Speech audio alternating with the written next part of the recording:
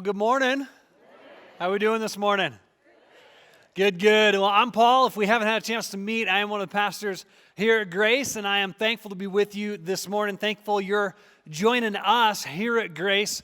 If you're a guest with us, would love to welcome you. Thank you for spending part of your Labor Day weekend with us. And we would love to get to know you a little bit, just help you get connected around here. And so if you would do us a favor, shoot us a text. Send us the word guest at the number 313131. We'll get back with you, get connected with you, and welcome you here. But we are in a series, and if you don't know this, we actually do this every summer. We pick a book, we go straight through it and teach everything we can teach you about it in 8 or 10 or 12 or 15 or 65 weeks or whatever it is. Depends how long summer lasts that year. But we have been this summer in the book of 1 Corinthians. So this is week 9 of a series that we have titled Getting It Together. We've been talking a lot about this city of Corinth, and to give you just a little bit of background, a lot of the New Testament is a series of letters that's written to churches in different cities a long time ago, about 2,000 years ago. And so the books of 1st and 2nd Corinthians are written to the churches in a city called Corinth. And to give you a perspective of what Corinth was and what they were famous for, if you take Las Vegas, you take Amsterdam, and you take the Jersey Shore and like put them all together and take the worst parts of each one, that's Corinth, okay? Now, we have a saying now, and here's the difference. The difference was back then, they were proud of this. And some people are proud of that now in those places. But we have a saying, right, that what happens in Vegas stays in Vegas. But what happened in Corinth was like, hey, look what I did. Because all of the disgusting, terrible, immoral things that were going on in Corinth, they were all the God's ideas. And so their religious life was actually completely disgusting and filthy. Because the gods that they believed in and worshiped and the temples that they had in this city, and there were at least 10 temples in Corinth, there were a lot of people in the city, but it wasn't actually geographically that big of a place. It was only 4 or 5 square miles, a couple miles across. And so in this city, it's just completely immersed in this pagan worship. And one of the things that Corinth was famous for was the temple of Aphrodite. And Rick has been talking about this. You can get a little bit more information from some of the previous sermons, and those are all online. You can go catch up that way. But I want to give you an actual picture of what this looked like. And so this is what Corinth looks like today. And you can see in the foreground the ruins of the Temple of Apollo. Those are those huge pillars. So you can imagine when that was new, the thing was huge. They spent tons and tons of money. There were massive, beautiful, gorgeous statues in there. And it was one of the most noticeable things about the city. But then in the background, you can see towering over the city is this massive mountain. Okay, it's called the Acro Corinth. And on top of there, you can sort of see, maybe you can make it out, there's some ruined buildings that are up there on top of that. Now, that was actually the temple of Aphrodite in the grounds of the temple. And Rick has shared this. Some of you guys already know this. There were 1,000 women that lived in the grounds of that temple up on top of that mountain. And their job was to assist people in the worship of Aphrodite. And if you know Aphrodite, if you know your Greek mythology, you know she was the goddess of love and sex. So you can imagine what the worship services were like. But it was completely accepted, and these women were actually the most respected, the wealthiest, the most independent women in the city. Because they had devoted their lives not to marriage, not to raising kids, but to the goddess. And so they would shave their heads as a symbol that there was nothing between them and the goddess. There was no man in between. So they were independent women. And they were well respected in the community. They were very wealthy because on top of the salary that they received and the benefits they received from living on the mountain, they actually had a way to make extra money on the side. And so every night, these women would march with their torches down from that mountain. And they would swarm this city. They were everywhere. And you can imagine 1,000 people descending on this 4 or 5 square mile area. They were all over the place, right? And so the city of Corinth was physically surrounded by temptation. There was a saying that a poor man couldn't afford to go to Corinth. The other thing about this is it was accepted. It was out in the open. It was what everyone did. And so in contrast to our world, where it's comfy and cozy to be a Christian, and it's easy, and a lot of times, unless you choose to make changes in your life, you become a Christian in America and not much really has to change socially. But for them, everything changed.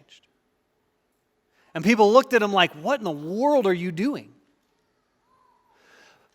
But here's what I think was the key to Paul's success in the city of Corinth. See, Corinth is a lot like our culture today. They'd experienced everything there was to experience. I mean, think about anything you can possibly imagine that holds out that promise of try this and it will fulfill you. Try this and it will make you happy, right? You can go all down the list. Food, money, fame, power, sex, fulfillment, financial satisfaction. All of those things, they tried it, and they tried it, and they tried it, and they tried it, and they tried it, and what happens when the weekend's over? You're just as lonely, and it lets you down again.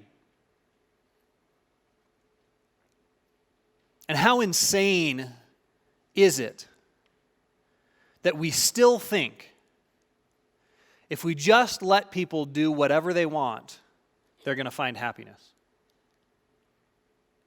I mean, as a culture, we are still banging our heads against the same wall and going, maybe it was just the wrong thing. I tried drugs, that didn't work. Let me try alcohol. Alcohol didn't work, let me try career success. Success, money, that didn't work. Let me try sex. It didn't work. Let me put some stupid video of myself getting hurt on YouTube, see if I can get famous. Maybe that'll work, right? And again, and again, and again, and again, and again, we're tempted by the next thing that we think is going to make us happy. That's Corinth, guys.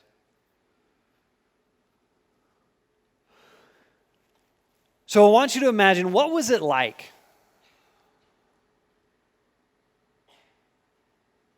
What was it like to live in this scenario, in the shadow of that mountain? Maybe as a woman, you were a part of the church in Corinth. And your hair, it's still short because it hasn't even been enough time that it's grown out yet. And so you're walking around the city and you're wearing a hood all the time because you don't want people to know necessarily who you were for a couple reasons. Number one, because you don't want them to mistake you for one of those women, but also because they don't get it. They look at you and go, why would you give that up? And every night, your friends, your coworkers, those women you used to live your whole life with, the respected ones, the honored ones, they come down into the city and they look at you and they go, Jesus sure doesn't pay like Aphrodite did. What would it have been like to live your life day after day after day, knowing that all you have to do is walk that back up that mountain and you get everything back? What would it have been like to be one of the men in that church? Sometimes you're even sitting in church and you look down the row and you see this woman with short hair and you go, I wonder how many times it was her. And then you let your mind wander a little bit and you go, I wonder if she'd go back. What would it have been like to be one of those men who sits in your house and you look out the window at night and you see the torches go by and you see those heads and you see those women and you know it would take that long to go back? See, Corinth, at this point when Paul is writing this letter to them, they're sophomores. Now, I don't know if we have any sophomores, like if you're in high school or you're in college, but I'm not talking about you, okay? This isn't you for a minute. But you ever watched Sophomores? Maybe it's been a long time since you were like in a school. Here's what happens, and it's like right at the beginning of school right now. So this is what happened last week when everybody went back to school. And in all the high schools, you know the freshmen, right? The freshmen are easy to spot.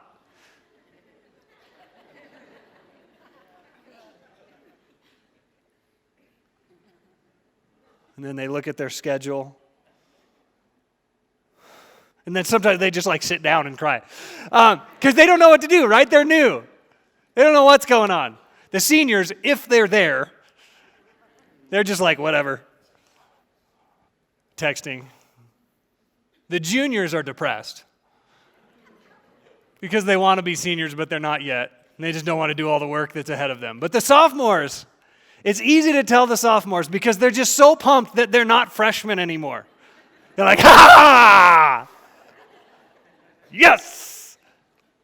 And there's this little bit of arrogance, right? They get this chip on their shoulder because they're just not freshmen. And they have like this much power and knowledge, and they're like, yeah, we rule. We're awesome. Not you guys that are sophomores. Okay, those other ones. But the word itself, the word sophomore actually means a wise fool. It means a person who has just enough knowledge to be really dangerous. And it's a description of sort of that middle phase, right? Where you decide you're going to do something. You decide you're going to change your life. And maybe you got to a point in your life where your habits or your hang-ups or your addictions were getting the best of you. And you went, you know what? This is rock bottom. I got to do something different.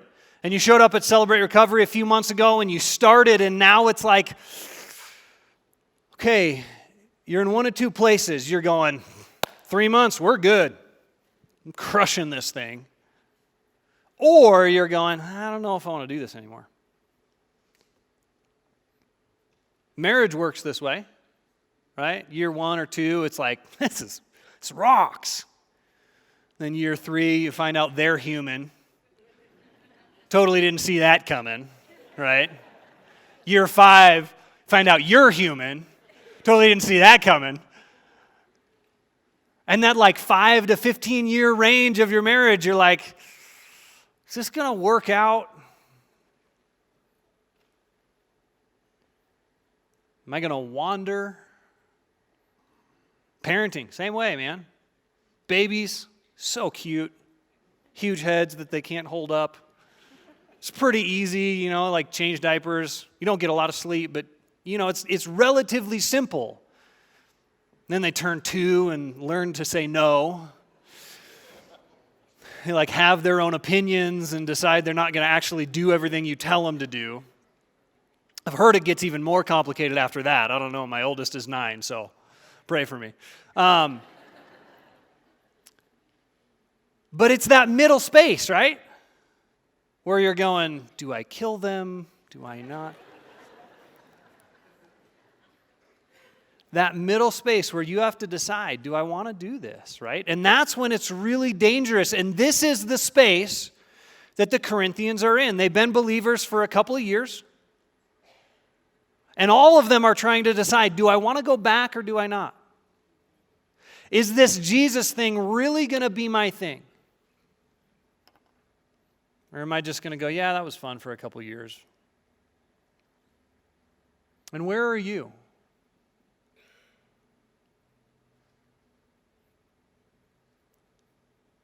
The brilliance of what Paul does here in 1 Corinthians is that he rewinds for them another 1,500 years. And he's going to jump all the way back to the Old Testament, to the book of Exodus. And he's going to talk about what happened 1,500 years before them. So we actually have three snapshots today that we're going to look at. One of them is 3,500 years ago, 1,500 years before Corinth. Paul is saying, hey, let's look at the Israelites in their sophomore stage. And then we're going to look at Corinth and say, what were they like? And then we're going to look in the mirror. And so first, I want to read to you from 1 Corinthians 10. This is the passage that we're going to look at together today. And it's in your bulletin, so if you have that, take it out. It's going to be on the screens. If you're watching online, you can follow along that way. But it's a little bit longer passage, and we're just going to read through it as Paul takes us back into the Old Testament as an example that we can learn from. Now, if you're not quite following the things that he's talking about, we're going to explain this as we go through. Okay, so just stick with me. But he says this to this church in Corinth. He says, my dear fellow believers, you need to understand that all of our Jewish ancestors who walked through a wilderness long ago, they were under the glory cloud and passed through the waters of the sea on both sides. So he's talking about that scene you've seen in all the Exodus movies with the walls of water on either side, okay, when they're running away from Pharaoh and the chariots. He says they were all baptized, so he compares this to baptism. They were all baptized into the cloud of glory, into the fellowship of Moses, and into the sea. They all ate the same heavenly manna and drank water from the same spiritual rock that traveled with them, and that rock was Christ himself. Yet God was not pleased with most of them, and their dead bodies were scattered around the wilderness. Now, all these things serve as types and pictures for us. Circle those two words, for us. Because Paul is giving us a key into one of the purposes of the Old Testament here. He says they're types, they're pictures for us, and you can underline the word lessons. Lessons that teach us not to fall in the same way by callously craving worthless things and practicing idolatry as some of them did. For it is written, the people settled into their unrestrained revelry with feasting and drinking, and then they rose up and became wildly out of control. These things happened to them as examples, circle that word, as examples, and were written down as warnings, circle warnings as well. They were written down as warnings for us, on whom the fulfillments of the ages has come. Now that phrase is important because it reminds us that we have zero excuse. Sometimes we think, man, if I was one of them, seeing God right in front of me, it'd be a whole lot easier. But Paul says, you have more knowledge, information, and revelation from God than anyone has ever had. Then he closes it up by saying this. He says, so beware if you think it could never happen to you, lest your pride become your downfall. Lest in that sophomore stage, you fall back in to that life you had left. And so before we jump into kind of explaining this passage, I want to invite you to something. In fact, there's a flyer in your bulletin, and I got to tell you, honestly, I haven't been this excited to teach something in quite a while, but there's this blue flyer in your bulletin. On the top it says the 8-hour Old Testament. We are doing something for the first time this fall, September 28th. It's a Saturday. We're going to do a full day seminar on the Old Testament. I would love to have you join us. And so this flyer is a chance for you to let us know you're interested. It's going to be 8 to 4:30. We'll feed you breakfast. We'll feed you lunch. And it's $10 for the meals and the teaching. Okay, so you can pay $10. You can be here all day and eat with us and join us. And we'll go. I'm going to take this challenge of trying to cover the entire Old Testament in 8 hours. So if nothing else, come and watch me pass out. It's going to be great. But we would love to have you join us. And if you are a small group host or co-host, if you're a volunteer at Grace, or if you're a student, middle school, high school, or college, you can get in for half price. Okay, so you can grab this. You can go home and sign up online. That's the easy way to do it. You can sign up at the Connection Center, or you can drop this off at the Connection Center, and we'll shoot you an email with a sign-up link. Okay, but if you are kind of new to the Old Testament, it feels like a foreign language, this is going to be great sort of intro to help you figure out how to get your bearings so that you can start reading it. And if you are like super familiar, passionate about the Old Testament, it's going to be really, really great for you too. I have had a blast getting ready for this. And so I would love to have you join us. It's just one day, all day on Saturday. So I would love to have you there. But as we look at this, I want you to get back in this mindset of where these people were. They were living their lives in the shadow of this mountain. I mean, we can look at this picture again and see what it was like, right? Every single day they walked past it, they could see it. Every single day they were around these temples. Every single day they knew it was right there at their fingertips, and they could go back. And so what are the traps? What are the things that surround us? What are the temptations in our lives? And how do we know when we're in danger of sabotaging our own success? Well, the first thing Paul gives us, he says this, I want you to write this down. I'm in the trap of self-sabotage when I first glamorize the mess that I came from. When I begin to glamorize the life that I came from. See, if you've decided to change your life, if you've decided to turn your life around and go in a new direction, there's some reason, and most of the time, this is why you show up at church in the first place. But most of the time, it's because of a rock bottom desperation type of experience. You're like the Corinthians when Paul showed up. You've tried it. And you've tried it, and you've tried it, and you've tried it, and you've tried it, thing after thing after thing after thing. And you're at this point of despair where your whole life feels stuck. And at some point, maybe in a conversation with someone, or alone, by yourself, looking in the mirror, laying in your bed, staring at the ceiling, you went, I got to wake up. This is not working. And so you did something, didn't you? You came to church, you texted a friend, you showed up at CR. You did something because you were so desperate, because the life that you were living was so empty. You felt so much shame, right?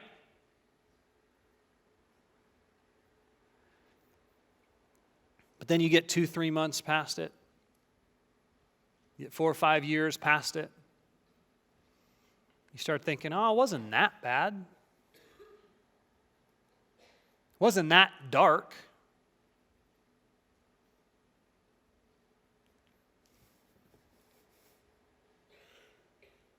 Kind of starting to miss it. And really, I'm different now, so maybe I could just try it again once. I'm sure it won't suck me in like it did before. Yeah.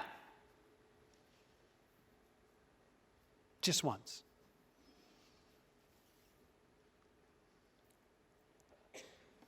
Paul says, I don't want you to be ignorant of the fact, brothers, that our forefathers were all under the cloud and they passed through the sea.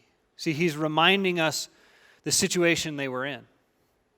He's reminding us of what had just happened in these people's lives.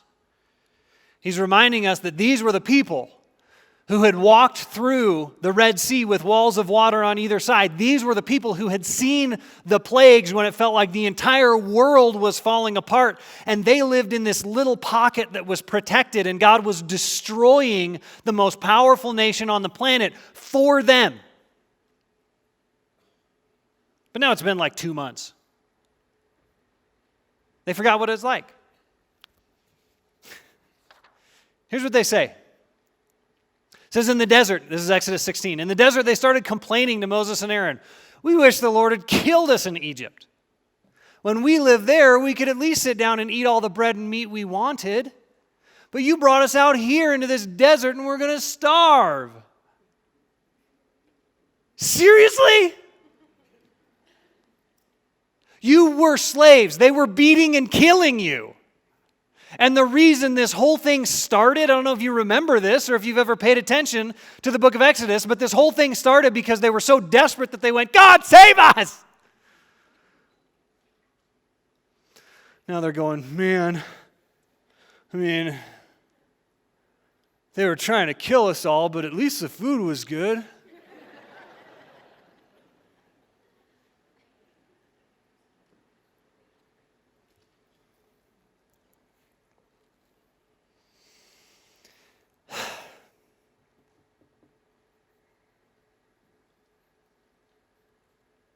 But what happens when we look in the mirror?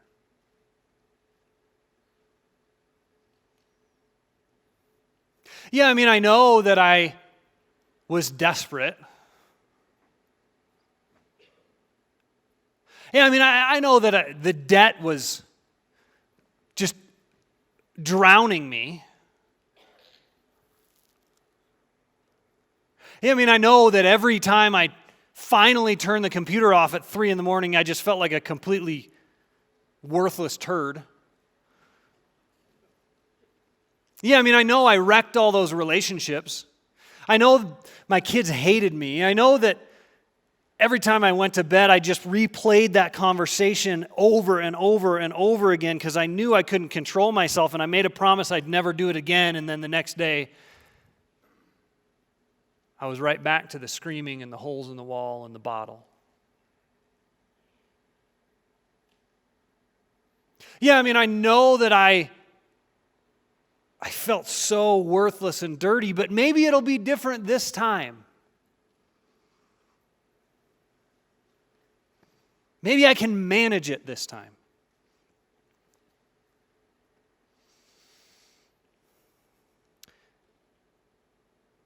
See, this conversation, it's not about shame.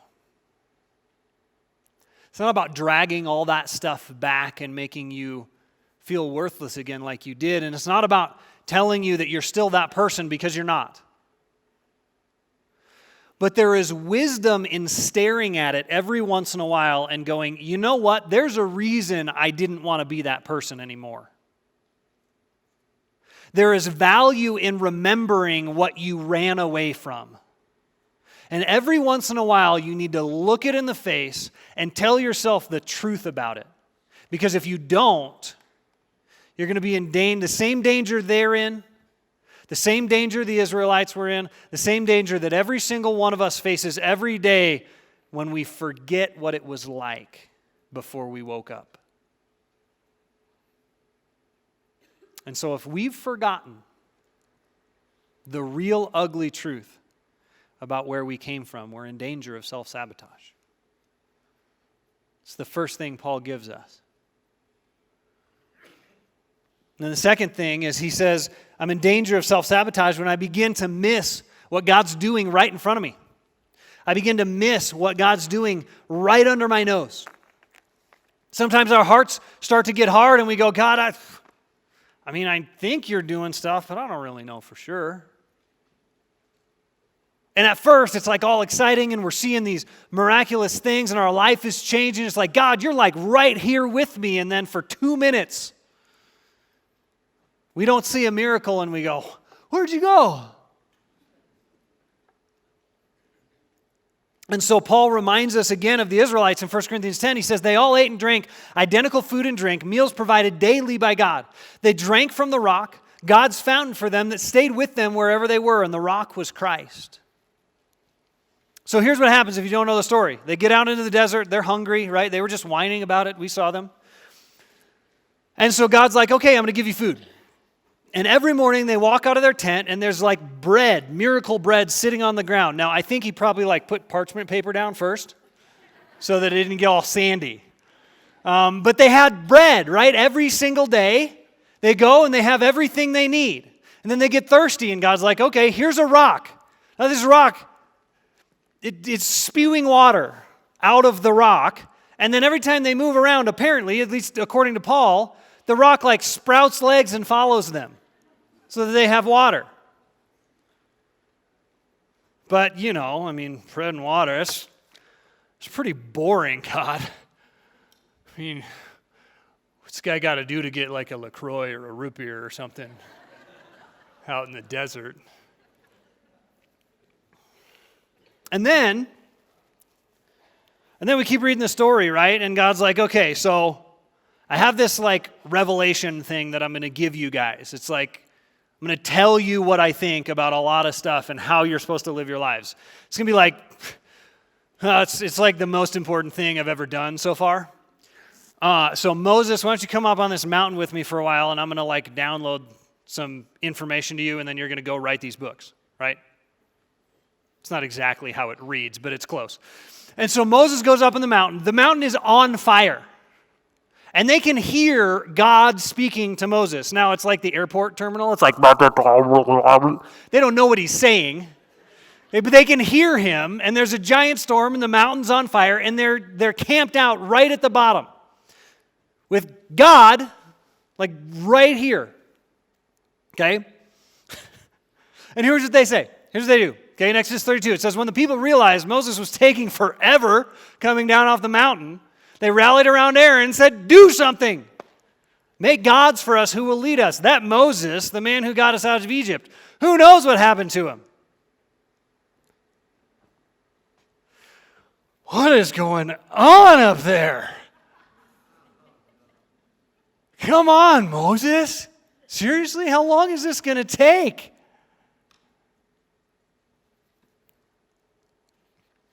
Mountain's on fire. We can hear God. It's kind of creepy. Figure out what's going on. And they miss it. They miss what is right in front of their faces. But this is such an indicator of where our hearts are at. When we begin to miss the gifts that God has given us. I mean, think about this. You get a new car. How long does it take you before you're like, it's my car? 10 minutes? Like still on the lot, hand them the check. All right, here's my car. Because the length of that tells you a ton about your heart. Tells you a ton about your ability to be grateful for things. Maybe you don't have a car. Maybe you need like a Matchbox car. But how long do you stay grateful? And how long does it take you to stop noticing things that God is doing in your life? How long does it take you to stop thanking Him for the gifts that He's given you? To stop even seeing it? You know, just to give you a couple things that are going on just in the last couple of weeks. You know, in this room, last weekend, 19 people. This is just adults, just in this room. It's not online, it's not downstairs at children, it's not special events. But 19 people raised their hand last weekend and said, when I walked into this room, I was not on my way to heaven, and now I am.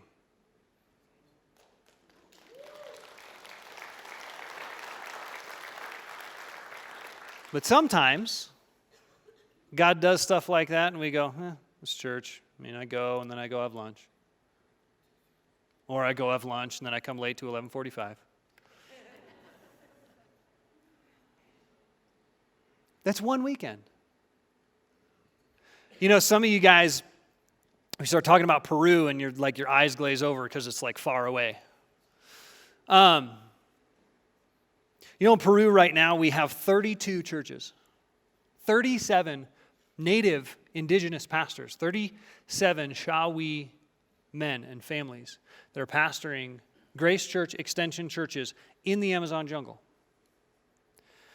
We have right now 29. You need to be praying about this every day. We have 29 villages right now that have a church. They have believers in them, and they don't have a pastor yet. Because those believers are so young, they're so new that they're all looking at each other going, you lead? No, you lead. I'm like reading the Bible for the first time. I can't be a pastor.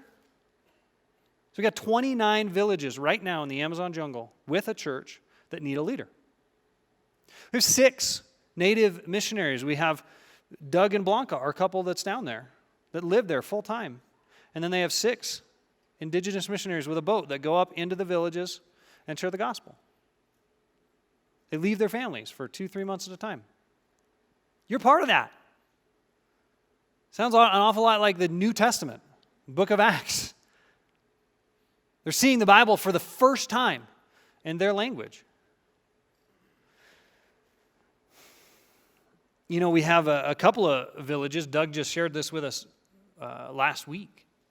A couple of villages right now that, you know, these missionaries, they go out into the jungle and then they like report back. It's not like we have, you know, FaceTime down there.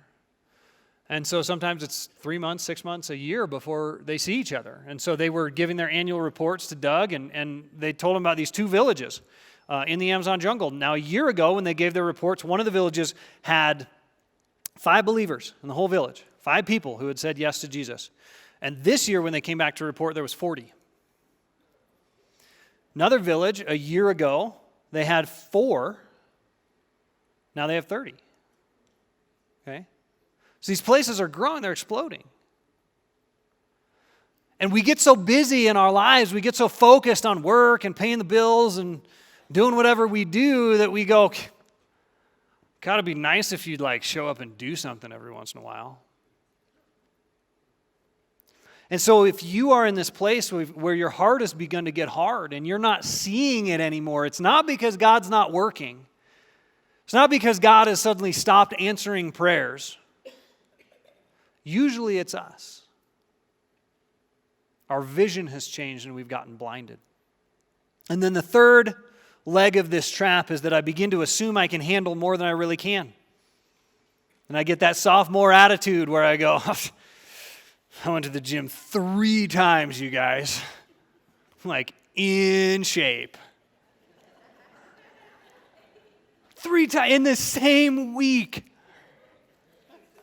So I begin to assume I can handle more than I really can. And Paul says this. He says, this is the wrap up of the whole thing. He says, if you think you are standing firm, be careful that you don't fall. And some of you guys, you're like, it's not me. I've been a Christian for like 186 years. And your issue is you're just coasting, waiting for heaven. You're like, I'm good. I don't have to do anything anymore. Right? And I begin to assume that I'm just good. I'm coasting. I don't need to really work at this whole faith thing anymore. So I want you to look at those. I want you to, you can be as subtle as you want to. Maybe it's a tiny little dot, but look at those 3 things. Have you started to glamorize the life that you came from? Have you forgotten how ugly it really was? Have you started to miss what God is doing? Do you just not even see it anymore? Or when we talk about this, you go, I mean, it's cool, but you guys are getting kind of boring with this whole Jesus doing cool stuff thing. Have you started to get some of that arrogance of like, yeah, I mean, I'm not really in the danger zone anymore, so I think I'm good.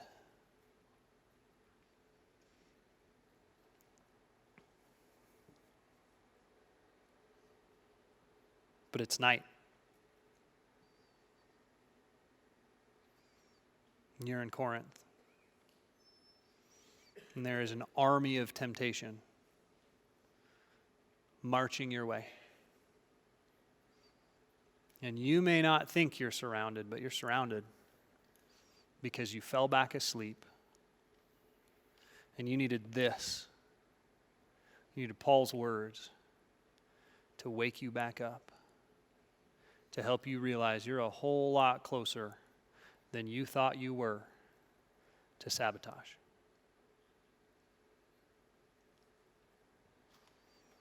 And here's the brilliance of the Bible, is that immediately when we realize that, Paul says, okay, let's talk about what do we do about it.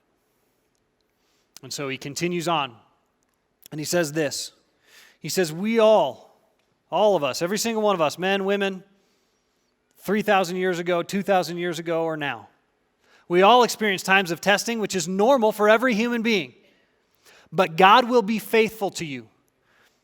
He will screen and filter the severity, nature, and timing of every test or trial so that you can bear it. And each test is an opportunity to trust Him more, for along with every trial, God has provided for you, circle these words, a way of escape. In every trial, God has provided for you a way of escape that will bring you out of it victoriously. And that word, a way of escape, it's a picture word. And the picture that they would have thought of when they read this word was an army, and they're camped, and they're stuck. They're in this valley, and all around them there are hills, and on every hill, every direction they look, is the enemy army, surrounding them, trapping them, and they think they're done. But in the middle of the chaos, some scout, some captain, some general looks out in the distance and they go, wait a second, I didn't see that before. You guys, there's a way out. There's a way through. We can survive this. We can make it. Now, it's not going to be easy because they're still taking fire from all sides. And they're probably going to have to fight through. And they're going to have to focus 100% of their attention on that way out. But it's there. And God's promise is not that it's going to be easy, because it's not. But He says every time there's a road. Every time, in every situation, no matter how surrounded and discouraged you are, there is a way to do it right and handle it God's way. And so He's going to give us 6 habits. And together, these are God's way. Okay? And this is going to feel like it's totally out of left field. And that's one of the things I love about the Bible is so many times the habits and solutions that it gives us, they're like, I never would have thought of that. Well, that's the point. God's a whole lot smarter than you and me. And his ways actually work, because ours don't.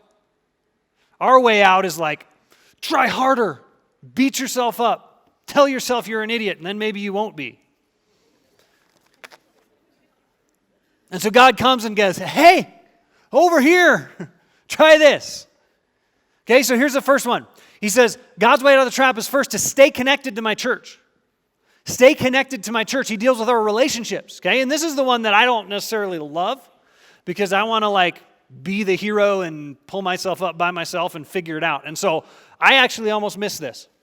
I was reading through this passage. I skipped over it, and then God went, hey, you're missing something, Mr. Independent. We need to connect to our family. Okay, he gives us this picture of communion, actually. He says, when we drink from the cup that we ask God to bless, isn't that sharing the blood of Christ? So he's talking about how they would get together every single week in homes, in their house churches. They would have a meal and they would celebrate communion and they would remember what Jesus had done. And they would sing. It was somewhat similar to what we do, except the room was a lot smaller and there was a lot more food. So that's cool. Someday I'm going to go there. But he says, when we eat the bread that we break, isn't that sharing in the body of Christ? By sharing in the same loaf of bread, we become one body, even though there are many of us. So we need our family. And the things that we do when we're here together, when we sing, when we hear the word of God together, when we get together with our small groups, those are the things that make us family. And it's that family that makes it worth it to keep moving forward. And we can carry each other when one of us is weak, right? And so, guys, one of the things we're going to do next week, he's going to go on from here in chapter 11, and he's going to talk more about communion. But next week, we're doing communion here in our services. So I want to make sure you're here in the room so you don't miss it. And be here on time because the service is going to be wonky and stuff's going to be moved around. So you're going to miss stuff if you get here late. Okay, but be here next week for communion, and you should be doing communion in your small groups as well, because it's one of the things that binds us together when we remember what Jesus has done for us and the victory that we have. It gives us hope and renews all of that with us. The other thing you need to be involved in with your family is Taste of Grace. It's a couple weeks away, and if you've never been to Taste of Grace, it's crazy cool. Out in the parking lot, we throw this huge party for our community. And one of the things you need to know, if you've never heard this, if you're part of Grace Church, Taste of Grace is not gracey tasty. It's not actually for you. Okay, it's from you for our community. And so if you're not signed up yet to help provide some of the food that we're going to give away for free, we would love for you to be a part of that. And even if you're not in a small group or connected to a family that's going to do this, just go talk to Britt in the back afterwards and go, hey, I want to help. Tell me how.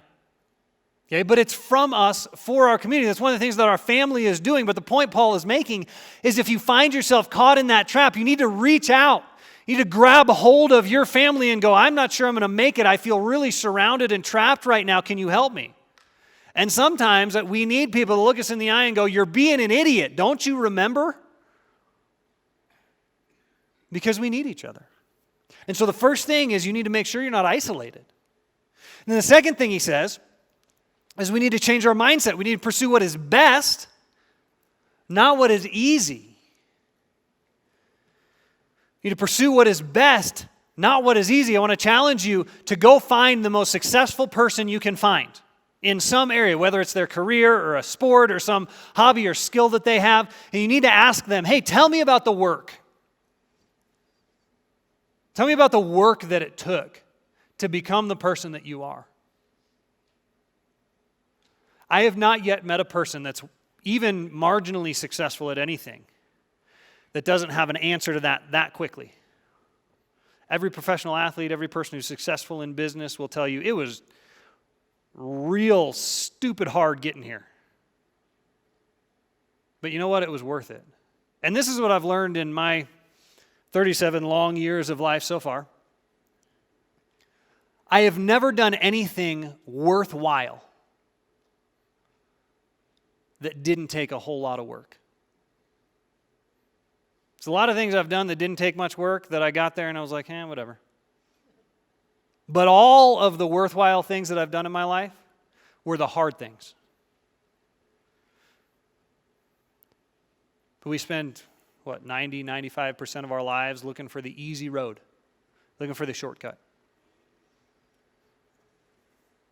The things that you really want out of life are always on the other side of hard work. And so Paul says, don't keep thinking about what's easy. Start thinking about what's best. He says, I have the right to do anything, you say, and you do. You have the right to be lazy, to sit around, to enjoy life and not do anything important. You can, but not everything is beneficial. I have the right to do anything. You can, sure. Not everything's constructive. Not everything's worthwhile.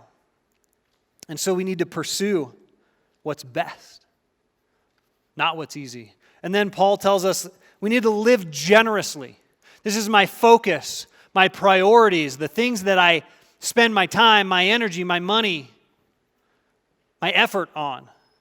Are they generous things? Paul says this, he sums it up so well, and I love this version of this. He says, we want to live well. Everybody does, right?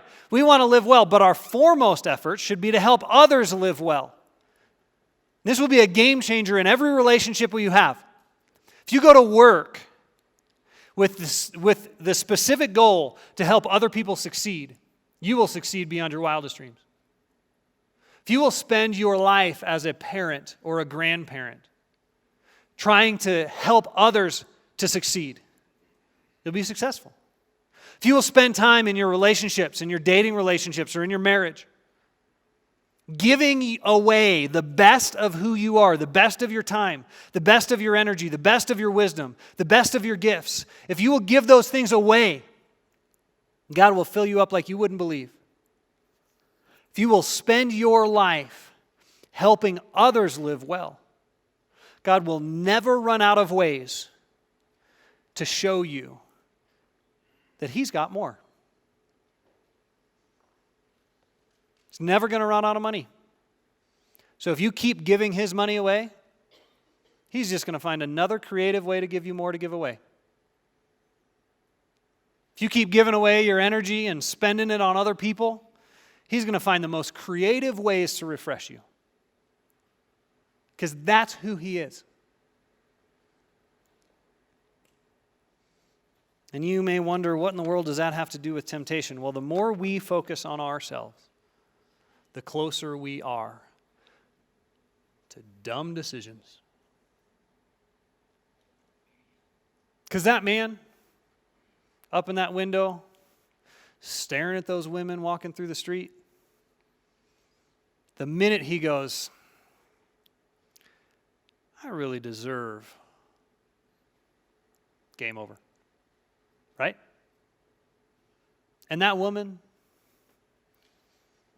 sitting in that church, thinking about her friends who walked through the city last night, itchy because her hair's still short, no money now, no respect, all she's got is Jesus. The minute she goes, man, I miss it. Game over. But if they will live generously, if they will think about what they've been given, and if they will give it away, no chance that temptation's getting to them. And then here's the fun one. Number 4 is the fun one, right? Paul says we need to enjoy God's gifts freely. This is my pleasures. We need to enjoy God's gifts freely. You know, I don't know what it is about the religious baggage that most of us carry, but we feel guilty if we smile too long. Right? We think God's up in heaven listen guys, I know you're having fun and all, but you better get back to work here pretty soon. And we really think that the good life, the people who really, they get it. They had what life is supposed to be. Is those people who do whatever they want. And they they get famous and they get money and they do whatever they want and they live their life for themselves. And then right when they're about to die, they go, just kidding, God. Can I get in heaven? You ever learned about those people? They hate their life. And some of you were those people, and you know that. Because somehow we still think that our enemy has the market cornered on pleasure, and that God hasn't quite figured this thing out yet. I should probably remind you that your taste buds were his idea.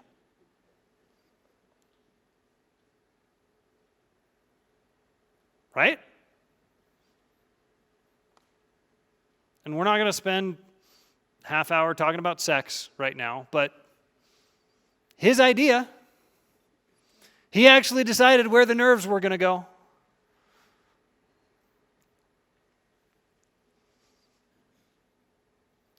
But we spend our lives going, man, this Christianity thing is depressing. I hope heaven's better. What stinks is God's going to be there, so.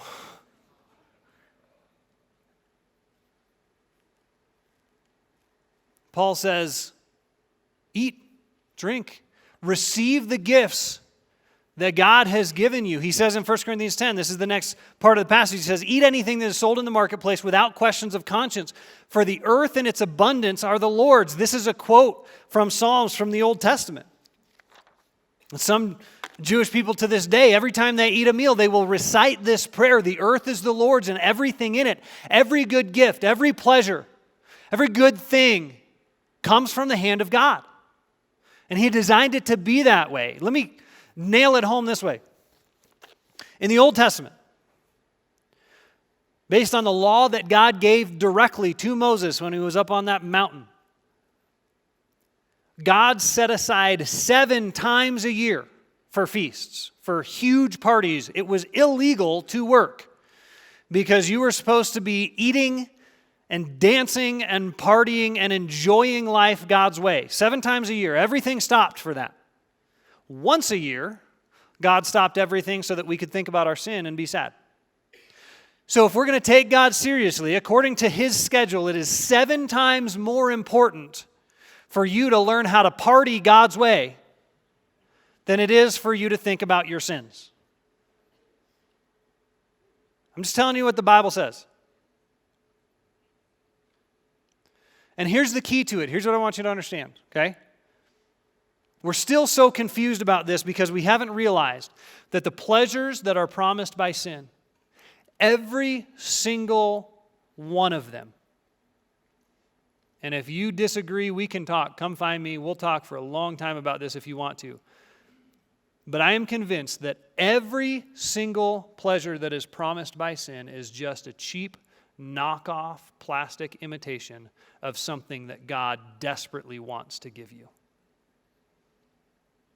But we settle for cheap, broken imitations because we really don't think that our daddy wants what's best for us. And so Paul says you need to get better at freely enjoying the gifts that God has given you. Imagine the power in that man turning around, walking away from that window where he's staring at those other women and going and staring for a while at his wife. Imagine the power of moms and dads falling in love with their kids and thanking God every day for the incredible blessing. Imagine the power of Christians going to work week in and week out, going, my ability to do this is a gift from God, and I'm going to love it. But we're terrible at receiving God's blessings. And then Paul says we got to refuse to be manipulated. We got to refuse to be manipulated. And he's now talking about our relationship with shame. And he gives us this situation, an extremely practical situation that was right in their face. And we kind of been talking around this for a couple weeks, but he says this. He says, if an unbeliever invites you to dinner, go ahead and eat whatever is served without asking questions concerning where it came from. So it can be simple. You can go, you can eat. Don't worry about it. Don't freak out. Don't make it a big deal. But If he goes out of his way to inform you that the meat was actually an offering sacrificed to idols, then you should pass, not only for his sake, but because of conscience. So he's talking about a manipulation situation here, okay? So you're at a buddy's house. He's not a Christian, you are. And in this case, this whole meat sacrifice to idols thing was kind of a big deal. So they put the steak in front of you, and you're cutting it, and you got like bite number 1, 3 inches from your lips. And they go, by the way, I got this from a temple to Apollo. You still want to eat it? Okay, this is a trap. Think about it this way. You go to the mall. I don't know if you go to the mall, you probably shop on Amazon like everybody else, but let's just imagine you were the kind of person who went to the mall to buy a shirt. Okay? And you go to the mall, you're at H&M or Old Navy or wherever you go, and you bring the shirt to the cashier, and it's a hipster dude with a man bun and glasses and the whole deal, okay? And he rings you up, it's like $16.50 or whatever a shirt costs. I don't even know these things. And he's about to take your credit card, and he goes, by the way, did you know this shirt was made by child slaves in Cambodia, and they make less in a year than you're paying for it? Do you still want it? This is a no-win situation, right? This is a manipulation situation. And the reason Paul brings this up here is he says, listen, you're not going to win in a situation like that, and you need to just remove yourself from the situation because you're trapped, and they are testing you. And the reason this matters when it comes to temptation is because the kind of person who lives their life without boundaries, the kind of person who allows themselves to be manipulated by shame, is the kind of person who is this close to going back to that sin. Because shame tells me I'm worthless. Shame tells me that you can control my decisions. Shame tells me I'm not worth even considering my opinion or my boundaries. And when I'm in that place, and this is me just as much as it's you, this hits me right between the eyes, I am never closer to doing something really dumb than when I feel worthless. And so Paul says, get yourself out of manipulative situations. And then finally, he says, unapologetically follow God and godly leaders. Everything in your life, everything, every decision, every time you think about how you spend your time, every penny you spend, he says, do everything. He closes it up this way. Do everything for the glory of God, even your eating and drinking. And then follow my example as I follow Christ's. Whose voice are you allowing into your life? Who are you allowing to tell you what's true and what's not? Who are you surrounding yourself with? You know, these people, they were in such danger of self-sabotage. It would have taken 2 minutes for them to wreck what they had built. Where are you right now? Do you have those habits in your life? Do you have those guards up that surround you so that the temptation can't get in? Or are you surrounded by the temptation? Is it this close in your life and you're looking at it going, yeah, maybe. Make today the day that you choose God's harder path because it's there. We just saw it. It's pretty simple. But you have to make a decision that that's the path you're going to walk. Would you bow your heads and close your eyes with me just for a minute? Before we close, we're going to sing a couple of songs, and these songs are going to be an opportunity for you to make a commitment that that's the way you're going to live your life.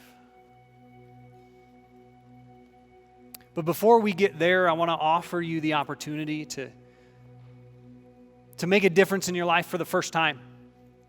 If you walked in this room today, or you tuned in online, or you're listening, and you don't know for sure that if you were to die today that you would go to heaven and be with God forever, I want to give you the opportunity to know that for sure, without a doubt. See, you, just like me, you are loved deeply by God.